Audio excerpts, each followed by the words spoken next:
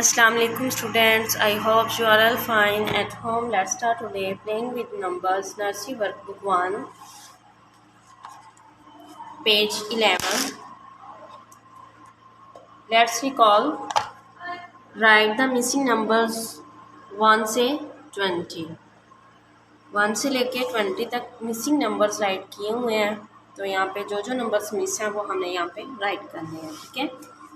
1 से नेक्स्ट 2. 1 से नेक्स्ट क्या आता है? 2.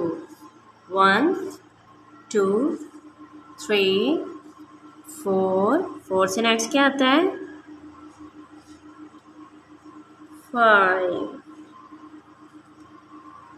5 से नेक्स्ट क्या आता है? 6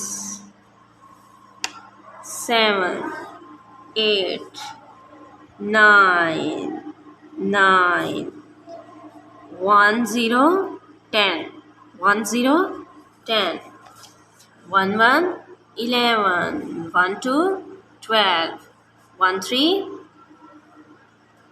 13 1 4 14 1 5 15 1 6 16 16 से नेक्स्ट 1 7